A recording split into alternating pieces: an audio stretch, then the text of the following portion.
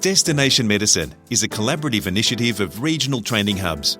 With first-hand lessons learned from those who have gone before, this podcast is designed to assist and inspire anyone interested in pursuing a medical career in rural and regional Australia.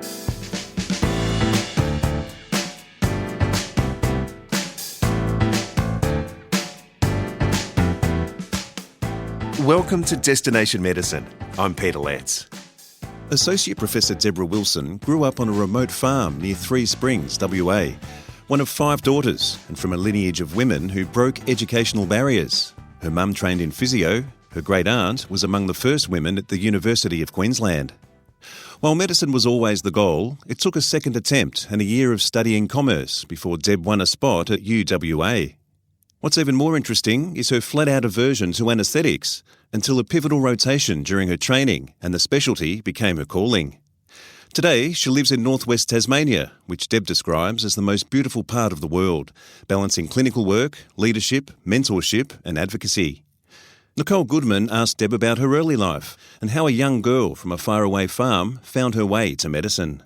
So I was brought up in a small country town in Western Australia. My parents were second-generation wheat and sheep farmers. I was lucky to come from a family that strongly supported education. So I had 4 siblings. They were all women, and my great-aunt was one of the first women to attend the University of Queensland, and my mother had also been through university and had done physio, actually, so there was sort of that health focus. Wow, that's a great lineage to have, that education piece. What was your particular pathway into studying medicine? At the age of 12, we went off to boarding school. It was an all-girls school, and we were very much encouraged to pursue education. I'd always been sort of interested in how things work, and I remember when I was quite small, we had a shearer that used to come and shear our flock of sheep every year, and I remember that sometimes when he was there, he would actually kill a sheep for us to help feed him and the family. And I remember one time being there and him showing me the lung of the sheep and blowing into it and seeing it expand and contract. I remember that quite vividly and thinking, that's amazing. I want to understand more how the human body works. So I maintained a strong interest in studying medicine throughout my schooling, and I didn't actually quite make the grade to get into medicine. And at that time, there was no rural pathway for people from the country. And so I ended up doing 1 year of commerce at university and then applied really more on a whim than anything for a lateral entry into medicine. And I was lucky enough to be given a spot at the University of WA. So I started medicine in my second year at university. What specialty were you initially interested in during medical training, and how did that evolve into anaesthetics? I do remember as a student not being the slightest bit interested in anaesthesia. Theatre always seemed to be quite scary. I like the emergency department, so I suppose I like that sort of critical care bit, not necessarily the theatre. And then I was quite interested in surgery as well for a little while, but then as part of really just serendipity, I ended up doing a 6-month rotation in anaesthesia, actually as part of emergency medicine training, and I just loved it in theatre. Wow. And I loved the anaesthetic side of things. I liked the procedures. I liked the interaction with the patients.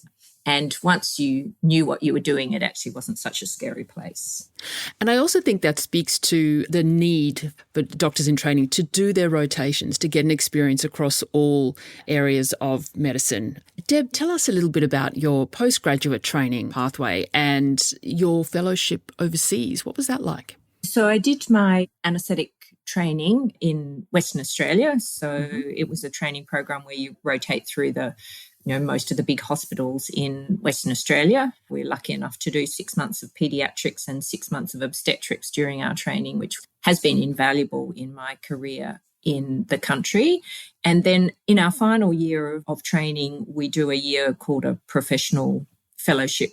And I was interested to go overseas during that time to just do something different. And my husband was a keen fly fisherman, and we were both keen skiers. So we kind of looked at the map of the world and we thought, where could we go where there's good fly fishing and good skiing, and obviously, good anaesthetic experience. And I'd always been quite keen on obstetric anaesthesia. And so I was lucky enough to get a position in Vancouver in Canada, where I did 12 months of obstetrics, and we also did quite a lot of skiing and fly fishing. And so my husband was from Tasmania, and actually just before we went to Canada, his father died. And so we decided that after our year in Canada, we'd come back to Tasmania for a little bit, and then a little bit turned into a little bit more. And then I got a job at the local hospital, and then we had our 2 children, and then time passed, and here we are 27 years later. We're still living on the northwest coast. Well, once you returned to Tasmania, your career evolved in a few different ways. Can you tell us about that?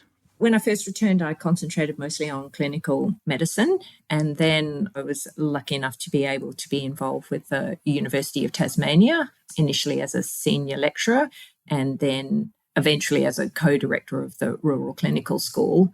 And then I was lucky enough to be able to become involved with a rural training hub set up by the federal government to try and encourage training of specialists in rural areas. And so I've been involved with the hubs since it began in about 2019. Obviously, my interest is in anaesthesia, and so I've also been involved with the College of Anaesthetists, and I'm currently on the College Council, which is sort of the governance body that decides the direction of the college. And so that has been really interesting work. And as part of that, I've also worked with the GP colleges, so RACGP and ACRM, to develop an anaesthesia training program for general practitioners who actually supply quite a bit of the workforce, particularly in the more remote areas in Australia.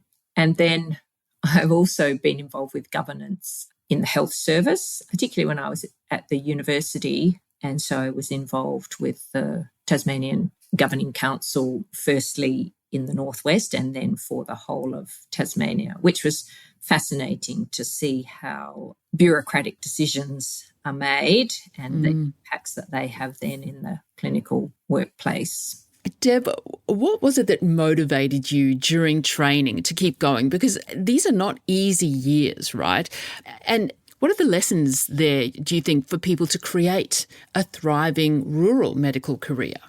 So firstly, I was really lucky to have amazing support from my husband and my family.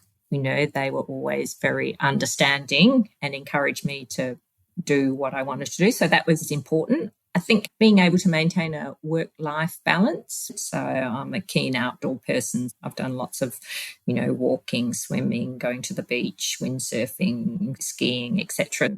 I always like to think about the community, maintain your focus on the community and think, what is it that I'm trying to do for that community? And so then when you're having a bad day, there'll always be a patient that'll be very grateful for your service.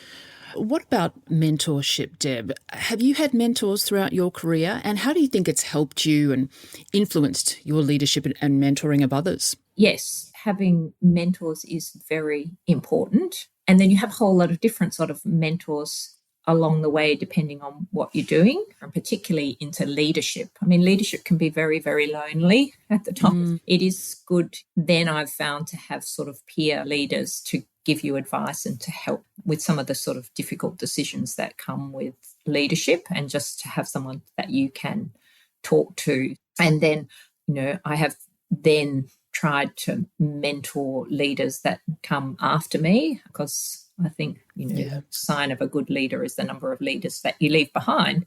I was asked by someone if I would mentor them, and they said, I've got this library of mentors and I want you to be one of the books in my library. So that sort of illustrates that point. Mentorship is not necessarily about one person, but it's like a collection of people that you can have, that you can call on for the different aspects of whatever it is you're trying to deal with.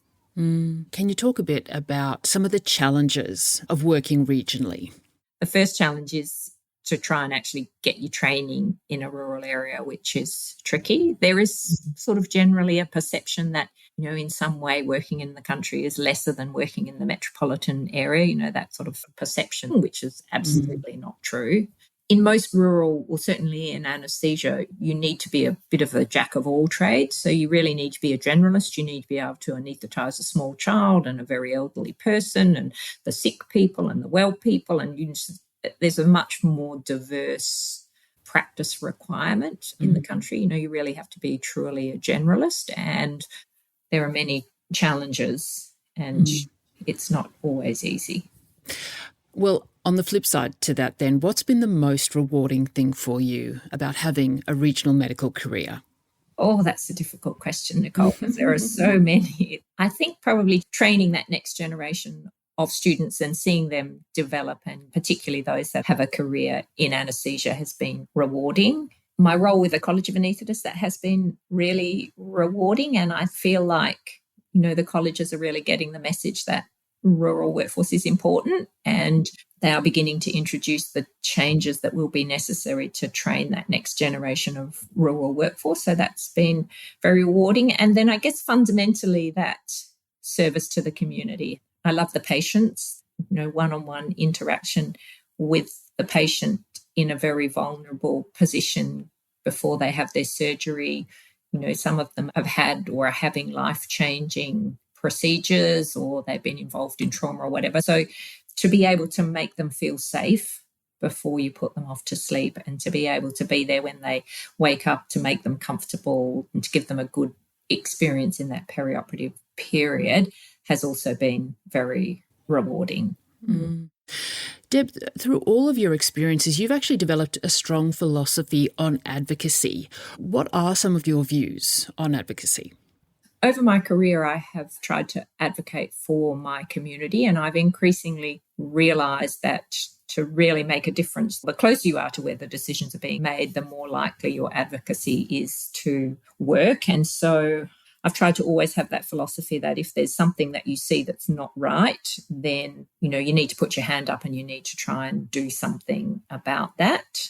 That's really been my journey in rural workforce, is to see that need in my community and to try and get myself involved in the different organisations that can actually make a difference to workforce, within my local community. And part of that advocacy is, and I've mentioned before, training up the next lot of leaders, encouraging rural kids to do medicine, encouraging those that are in medicine to think about rural careers, and encouraging, our trainees as they come through to think about, working in a rural area. And then obviously my work with the college to actually develop better pathways for them so that they can train.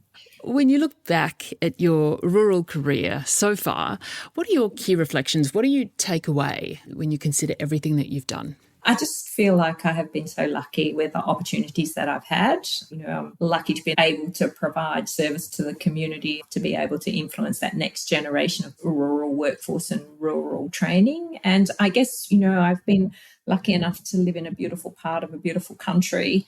And it is the most beautiful part of the world. And to be able to enjoy that both from a professional as well as, from a personal perspective. So I've just had the most amazing career in rural Tasmania with lots and lots of opportunities. So I just feel like I've been very blessed.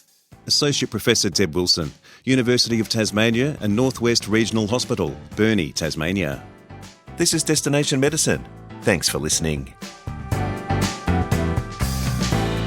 Regional training hubs are supported by funding from the Australian Government under the Rural Health Multidisciplinary Training Program.